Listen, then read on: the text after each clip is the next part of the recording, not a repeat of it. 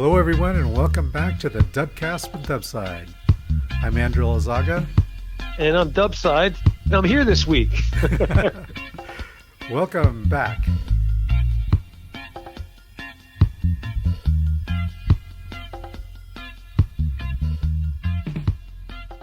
So I've been thinking recently about the golden age of sea kayaking.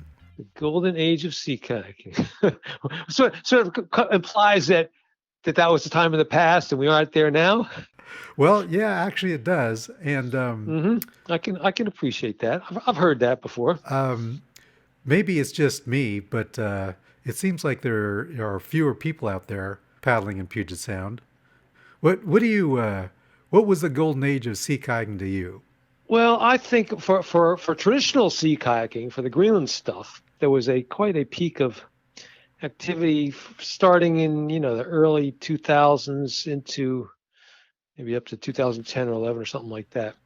Traditional paddling was the new cool thing, and the attention was focused on that. There was the West Coast Sea Kayak Symposium every September in over there, Port Townsend in Washington State, and then there was the East Coast Sea Kayak Symposium in Charleston, South Carolina, and there was there's stuff in Michigan, isn't there? I haven't been to that one because I'm usually out of the country that time. Canoecopia, is that it? Oh yeah, Canoecopia. It was in March, and there was that one in New Jersey, the indoor one, the paddle sport show. Those things, a lot of them aren't happening anymore. Are any of those happening anymore? Canoecopia is still trying. But the West Coast Sea Kayak Symposium is not happening anymore. The Charleston thing is not really done anymore, and the New Jersey one's all ended.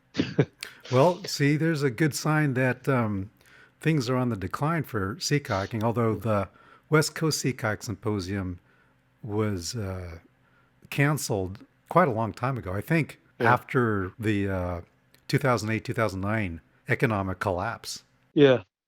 I was at one, and I was feeling really discouraged because things weren't happening very well. And I said, well, this is the last time I'll be here. Wow, I can start enjoying it now because I won't be coming back. And the next year, I got talked into going back. But it really was the last time. That one just kind of fell over on its. Oh, why did you think it was falling apart at the time? Oh, there were a number of reasons that one died. It was a combination of things, but it was okay. It gets complex.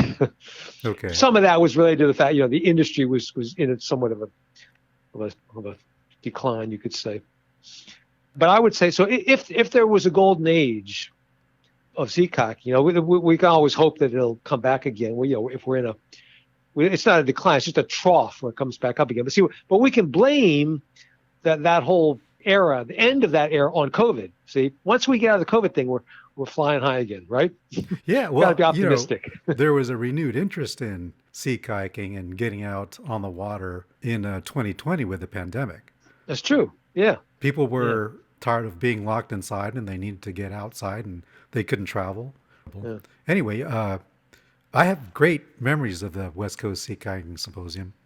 Mm-hmm. They held it at Fort Worden in Port Townsend, where they had this beautiful long beach just packed with the kayaking manufacturers and the classes going on. Yeah. You walk up and down the beach and try anything you want. Yeah. Of course, one of my favorite events was a rolling demo. Mm-hmm. I remember that. I remember doing that. Yeah, me and Leon, we did that for many years. Yeah, you and Leon would do a roll-off where he would attempt to do all the Greenland rolls with a Euroblade. Yeah.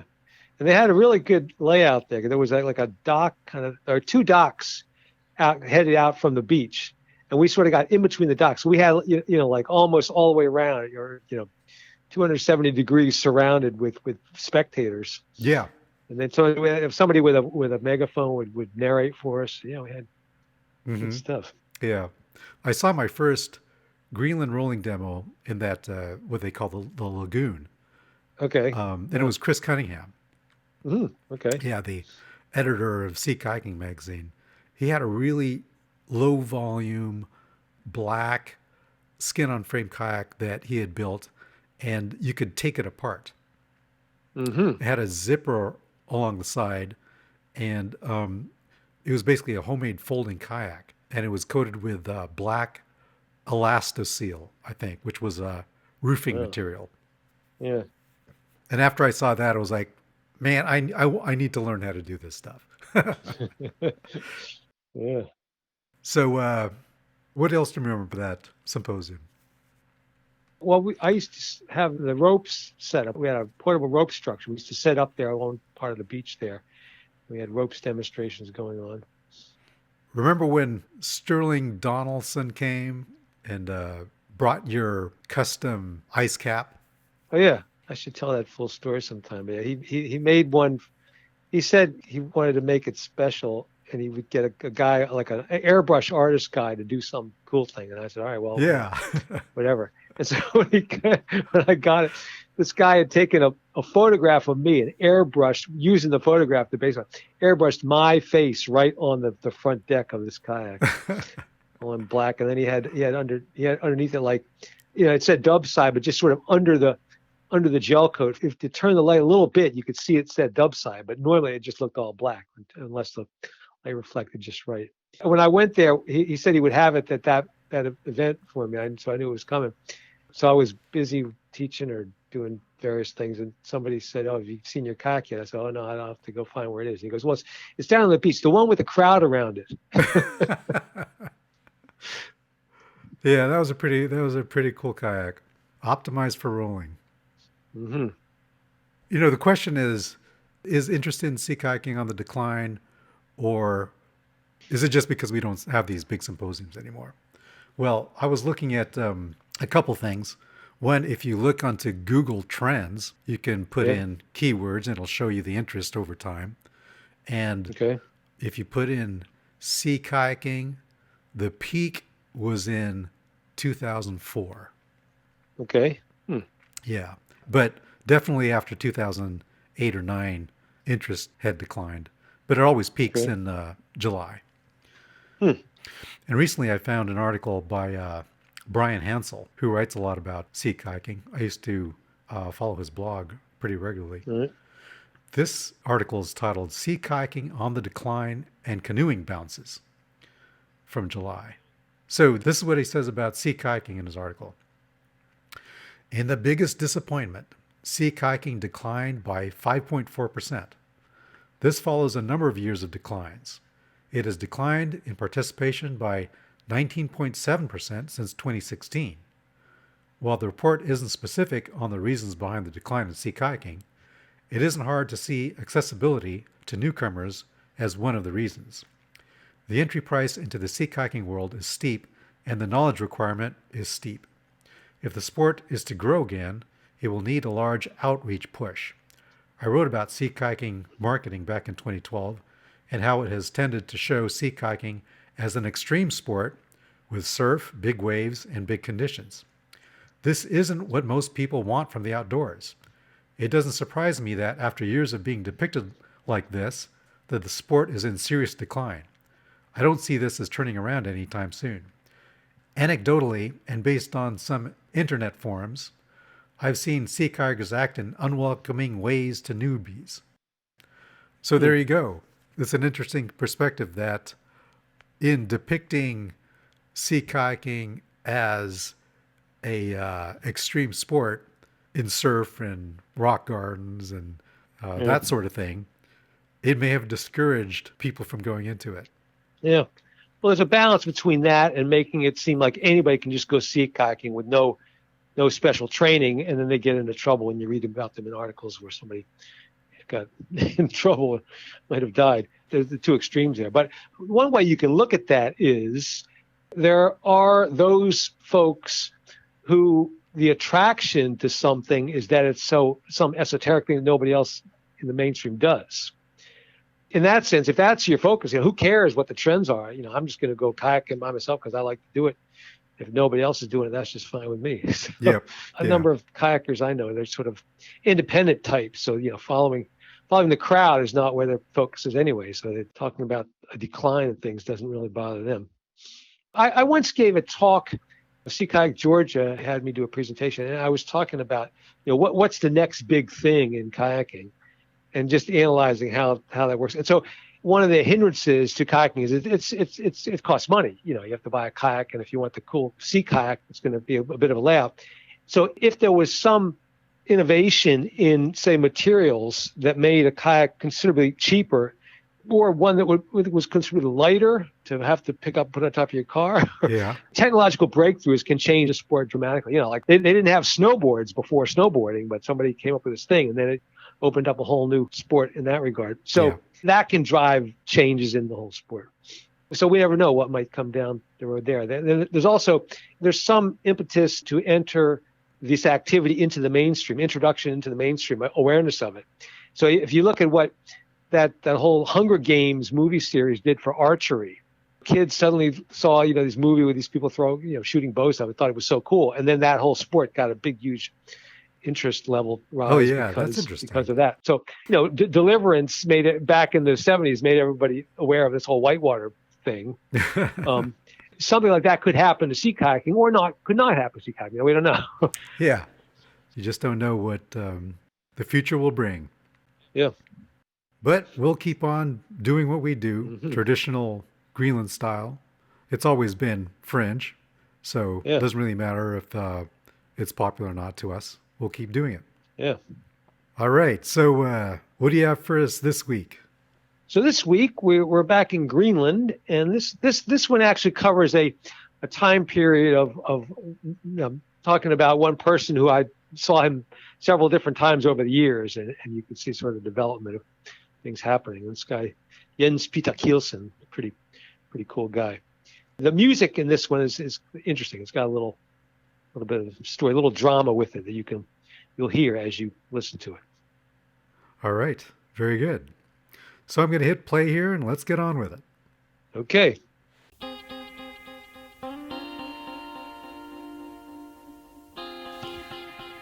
Welcome to the Dubcast with Dubside. This is Dubcast number 20. I'll tell you about a guy from Qaqortoq in South Greenland whose name is Jens Peter Kielsen. I met him a number of times over the years that I've gone to Greenland.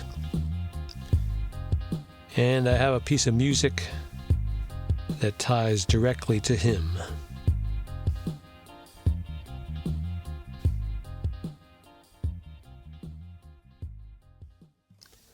If you recall back in episode 7, or if you didn't hear episode 7, I'll summarize.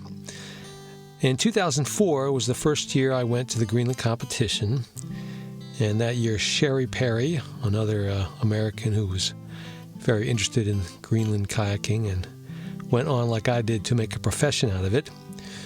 So we went in 2004 into the town of Qaqortoq in South Greenland, and we got there a week early to acclimate. The head of the local kayak club was a guy named Jens Peter Kielsen. And Jens Peter Kielsen is a very engaging person, big presence, sort of a pillar of the community, and serving as the head of the kayak club. He did not speak English, which made communication a little bit difficult, but he had a daughter who was about 18 years old at the time who did speak English. And so, when she was around, she could translate for him.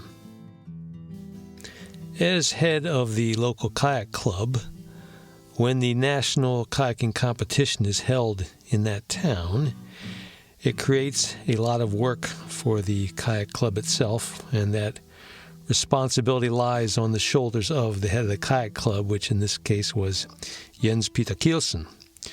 So he has to worry about getting food for all the competitors throughout that whole week, and arranging the lodging for the competitors, usually in the local school.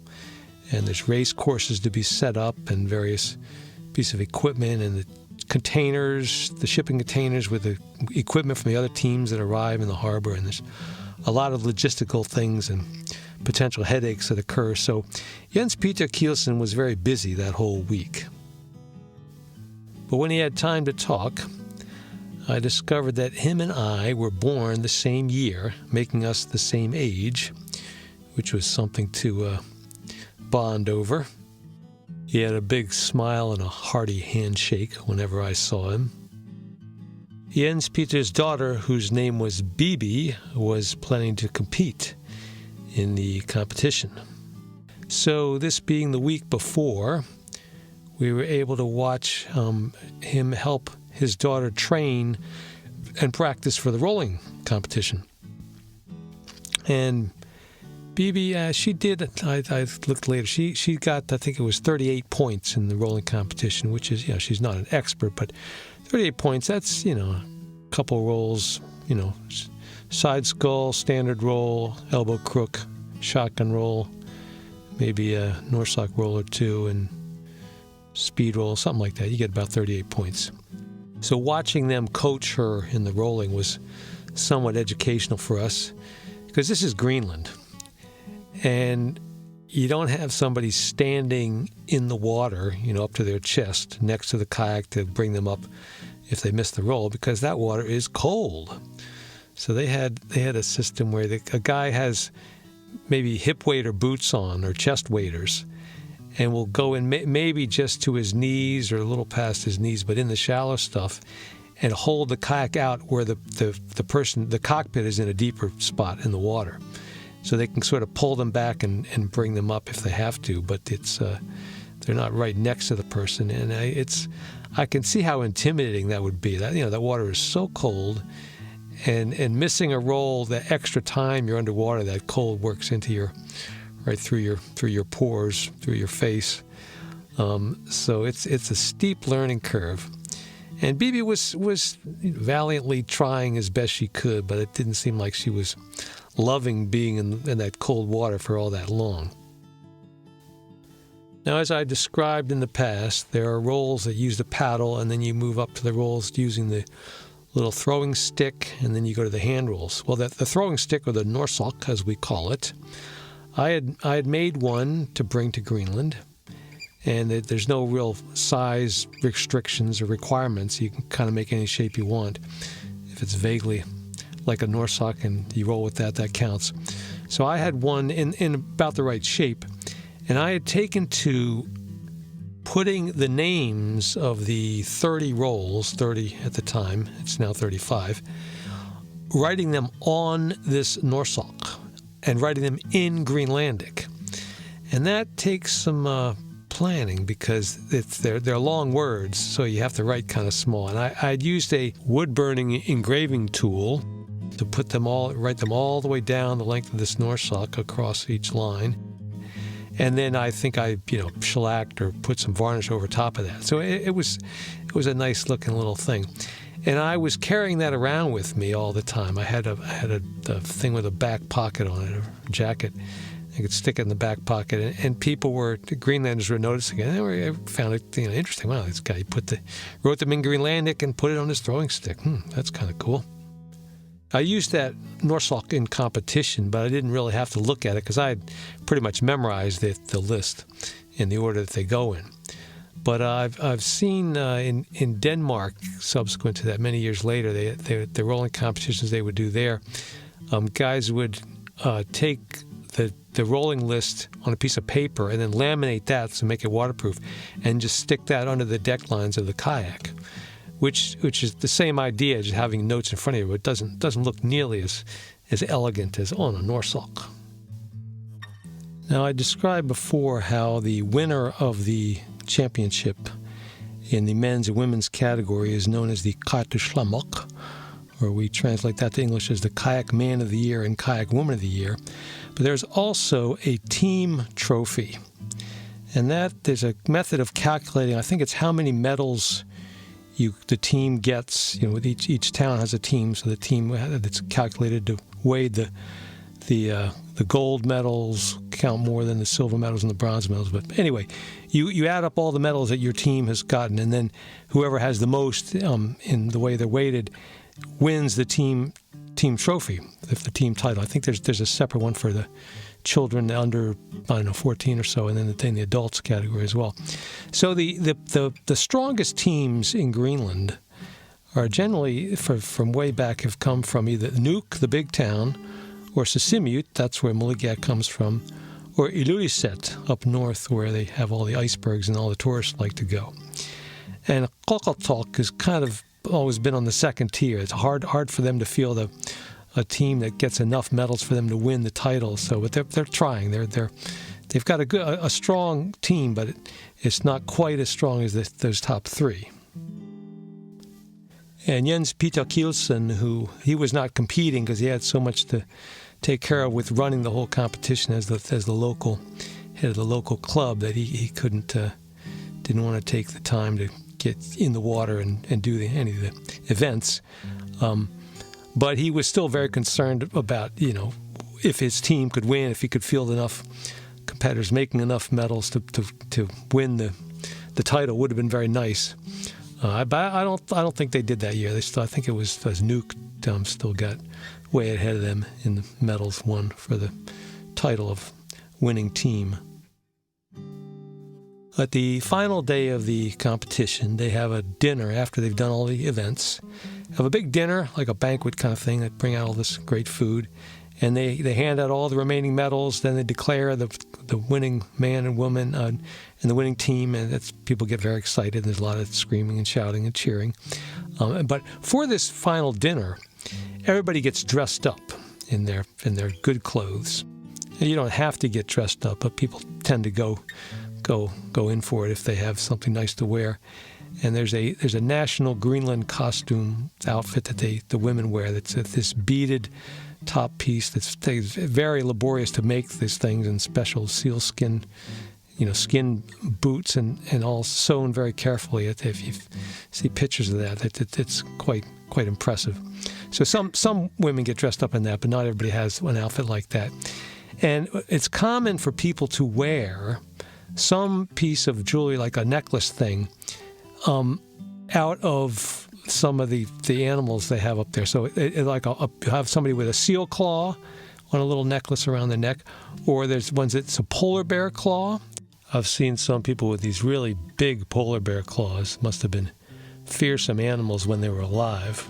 But so it's kind of, there's not a contest to see who's got the biggest claw, but you sort of can notice, the better looking ones. And then they'll carve out of you can be of caribou tusk. Caribou antlers. A little, say, like a polar bear head on a piece of leather, and that makes a necklace. And the really nice ones are carved out of narwhal tusks. Which is you can't legally bring that into the U.S., but the caribou stuff you can. And so I noticed that Jens Peter Kielsen, he was dressed up very nicely, and he had a rather impressive little carved polar bear head necklace. The polar bear, it's maybe an inch or two in size, but it's and it had a little like extra beads on the side thing, also carved out of narwhal tusk. So it was a nicer looking one of the things that people had worn around their necks. And as the presiding head of the club, he looked fitting for the role. And I talked about in Dubcast 7 how Sherry and I got medals and how it all went for us there. But also at after the final dinner, the next day, people are packing up, and there's the ferry to go to. I think we had another day or two before we had to leave. So the main teams had left. We were going south to Saqqaarsik, and the big ferry was going north to take all the teams up to Nuuk and Sisimiut and Ilulissat. And so at some point, I saw Bibi out on the street, because people have their regular day jobs to go back to, and the town sort of returns to normal. And to thank her for we had such a good time there, the first time in Greenland, I took that the Norsak that I had written all the names on that people had admired throughout the week, and I gave it to her. I said, "This is for you. This is for Qajaq Qaqortoq. I'd like to thank you for the time I had here." And she looked at it and she said, "Are you sure?" Like she had come to, it was impressive the other people were about this cool looking Norsak. But I said, yes, I'd like you to have this. So I gave it to her. And you get that, after the event sort of kind of depression almost, where, things are all going away, and you're not going to see these people unless you come back the next year, and they had this great time, and now it's all kind of coming to an end. You have to go back home to your regular existence. And so the final morning, we had to get to to a smaller boat that takes us down to Narsarsuaq. It's like an hour boat ride. And it took us, a couple trips to take our stuff. It was like a couple blocks ways down to the harbor to take all our bags, things down there. And so the other teams are all gone. Things are kind of subdued.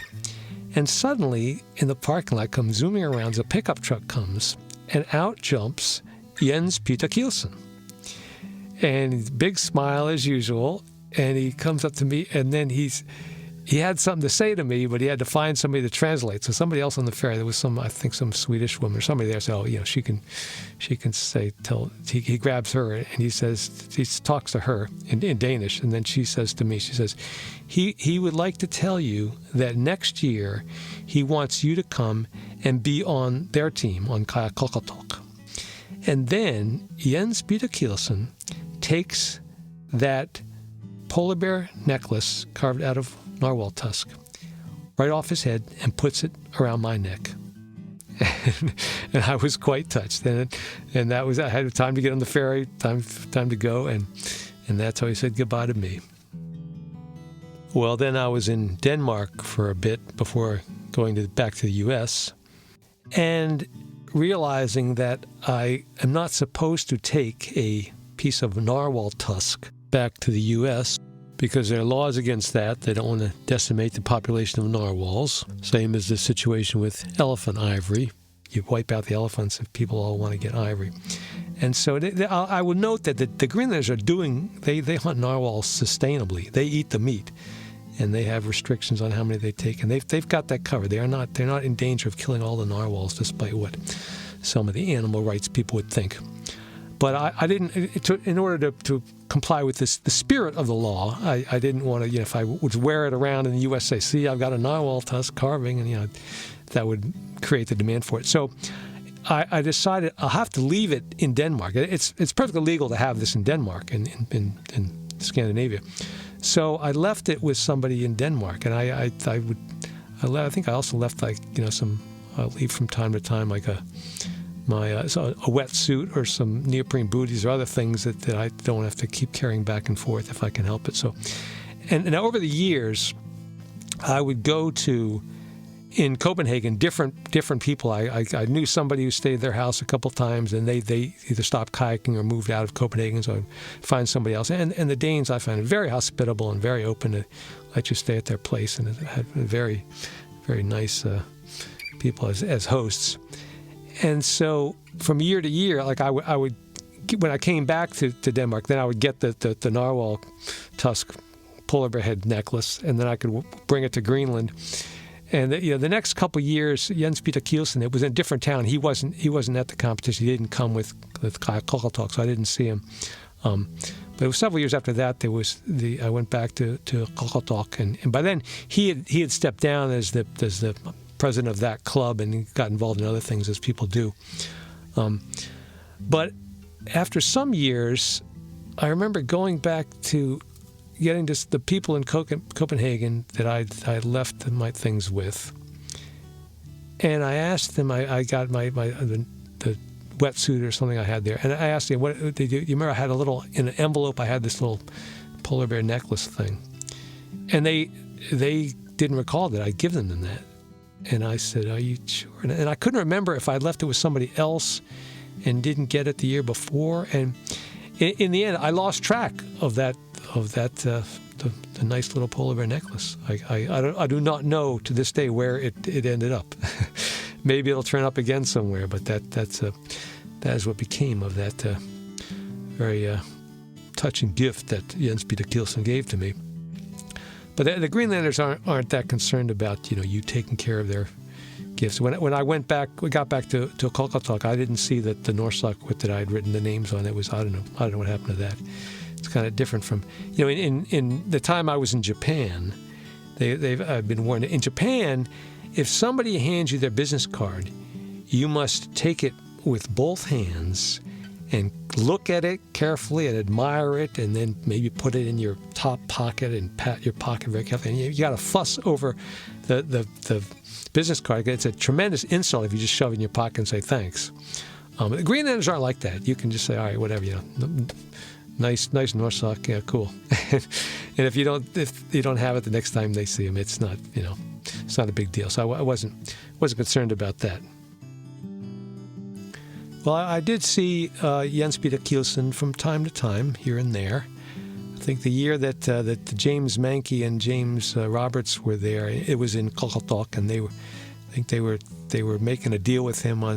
They sold him the kayak they brought up there. There was something they had going on there, and he wasn't as actively involved in the kayak club, but he was still around during the competition. We talked to him. He's a very nice guy, and so fast forward to 2017.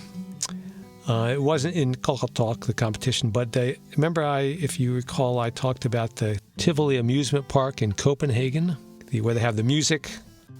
Every August 1st, they have Greenland and Tivoli Day. So I'm back in 2017, checking out the lineup, who's on the bill, performing for this year. And they have a chorale group where you have many people on stage all singing together with minimal musical accompaniment. It's kind of a Greenland tradition to sing in choirs like that. So there's a group set to perform, and they're called Saqqaarsik, who I hadn't heard of before.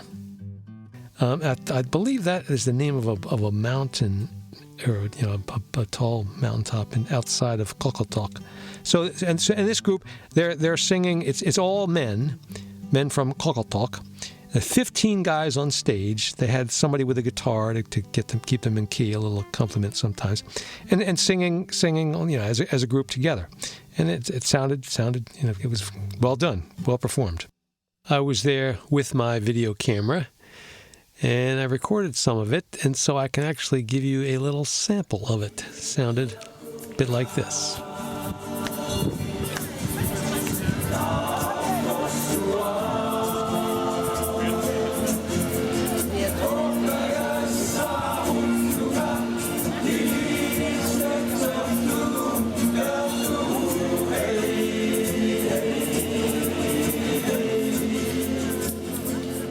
Now, you'll have to pardon the audience noise there. From where I was standing, it wasn't the way to get the cleanest recording, but that's an idea what they sounded like. So I'm walking around on the grounds there afterwards, and they have an area where they're selling Greenland crafts and various things, tables and little booths and tents set up where you can buy books and other things from Greenland, some food as well. So I come around, and there's a table there. And there is Jens Peter Kielsen. And I guess I might have seen earlier, he was in this group singing with them. And he had on the table, he was manning the table there, the CD of their music, of this group, Saqqaarsik. It has 12 songs on it. So I naturally bought one. Now, by this time, Jens Peter Kielsen could speak a bit of English. So I was able to make the exchange and pay him whatever it would cost and get the CD and thank him for that. And we reminisced that we were the same age, born the same year, etc. So it was very nice to see him again. And I took the CD home, and I would like to do one of the songs in here. Now, I'm not going to attempt to sing like they sing, overdub myself 15 times, although I suppose I could attempt that, but that's not what I'm going to do. So I'll give you a version of a song, and the song is called Sakutok. And there are no translations. The lyrics in Greenlandic in this are included in this thing. There's no translation. The songs are, they do one song by Leonard Cohen, but in Greenlandic, somebody has translated that one, Hallelujah, if you're familiar with Leonard Cohen from back in the 60s. The other ones look to be more Greenlandic things. But this one, Sakutok, it has just 2 verses, and using all my books and grammar studies, I can sort of make out what it says is it's Inuk Isumit Pingorami. So it's people from Earth, when they come into being, when they're born, they will go back to the earth. And then like a flower from the ground will also go back to the earth. And then the chorus is Nunosuak Nashlinatutit. So it's kind of like, the poor world, sympathy for the world. Poor world, Qakuhuna ekisavit, which is when will you find peace? So, oh, poor world, when will you find peace?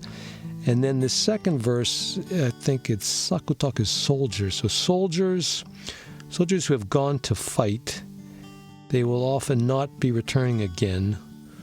Utakingisanga savok.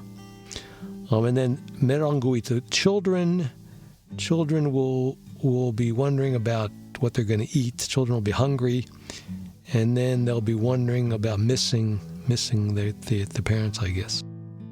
Kind of reminds me of that 60s protest song, Where Have All the Flowers Gone? But this was written, according to the liner notes, by Karnis Knudsen. So I would assume is a Greenlander. So I'll give you a version of the song now. This is Sakutok.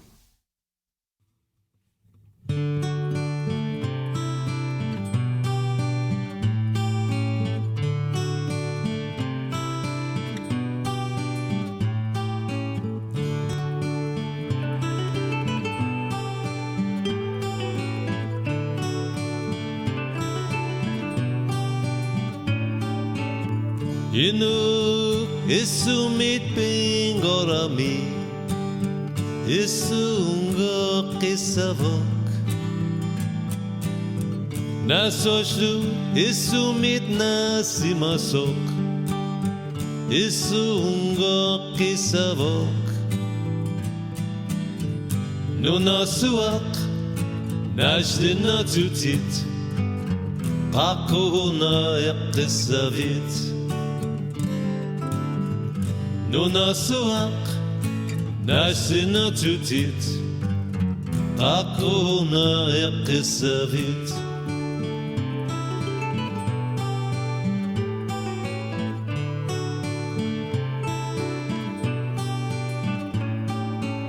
Sakutok sosuya simasok Utekingisan nesavok Meranguit katuana sanishdutik Makasiu sanishdutik Nunasuak Nashdinatutit Qakuhuna ekisavit Nunasuak Nashdinatutit Qakuhuna ekisavit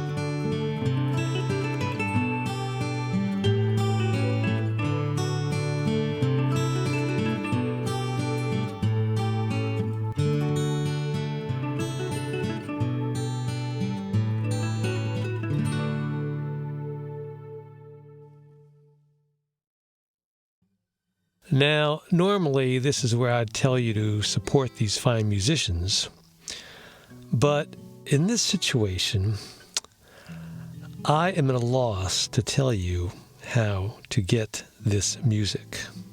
It is not, and to my knowledge has not ever been available on the atlanticmusic.gl website. Looking at the CD in my hand right now, it was recorded in Kopaluwanguak Studio in Qaqortoq in 2017 with the help of a guy named Mikolai Mansi Rasmussen. Now, nowhere on this CD is there any website. There is not even a snail mail address. There's no phone number. I do not know how to get further copies of this CD. It's got the copyright information, all rights reserved, unauthorized copying, lending, etc., prohibited. It's got a barcode on the back, but not on the disc, not on the notes, not on the cover. There is no website for it. There's no contact information. So maybe someday I'll get back in touch with my friend Jens Peter Kielsen, and he'll tell me he's probably got a stack of them in his basement or something, looking to get rid of them. I mean, this is some fine music here, but I'm sorry I can't tell you how to get this. All right, I'll tell you what we'll do. I'm going to go out on a limb here a little bit. How about if I break with protocol? I'm not going to play you a whole song off this CD. I'm going to play you one line of it, of the same song that I just did. I'll give you that off the CD since it's not available anywhere else. I'll give you one little line of it, and maybe that'll inspire somebody to go on a big detective hunt and find how to get this music. So if I can get away with this, here is a sliver of the actual song Sakutok off of this hard-to-find CD. I'll give you the first line and just the first line. Inu isuiping ngoani isungo pisavo. That's all I can do. Sorry, don't have permission to even do that much, but that's all I'm going to give you. But you see, isn't that beautiful? And one of those voices you hear right there is Jens Peter Kielsen. All right, so here's something you can do. If you like that music or are intrigued by it, I would suggest drop an email to atlanticmusic.gl and ask them about that CD. Tell them you would like to purchase a copy of it. And we figure if they get enough people requesting that, they'll find out, they'll track down Jens Peter Kielsen and stock his CD. That'll give him an opportunity to unload however many he still has left in his basement. So try that. Email to atlanticmusic.gl and demand this CD. It's spelled Saqqaarsik. And to be complete, the subtitle is Angutit Erinosokatigit, which is men's choir, men's singers. And it was recorded in 2017 in Qaqortoq, Qaqortoq, in South Greenland.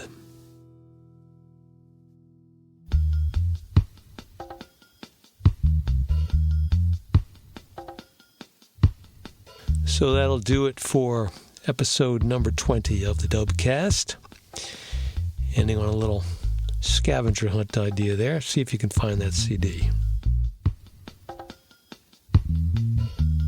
Coming up in episode 21, we will go to Anacortes, Washington, which is up near Deception Pass.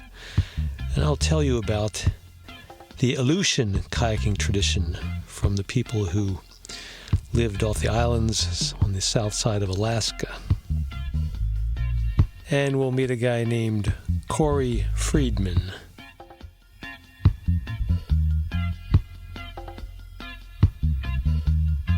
Well, if 20 episodes is something of a milestone, I have to give a massive thank you to Andrew Elizaga for making this all possible and helping me get this started. And looking ahead, I am nowhere near exhausting my share of stories and Greenlandic music and all the things I've been doing. So as long as Andrew can keep hooking me up, I'll keep bringing this to you for the foreseeable future. Can't guarantee a weekly pace, though. Sometimes we have to take a little space in between, but one way or the other, we'll still be putting these out however sporadically they occur. And I'll also thank all of you for listening to the Dubcast. So until next time, this is Dubside saying Koyanok Ayungilok.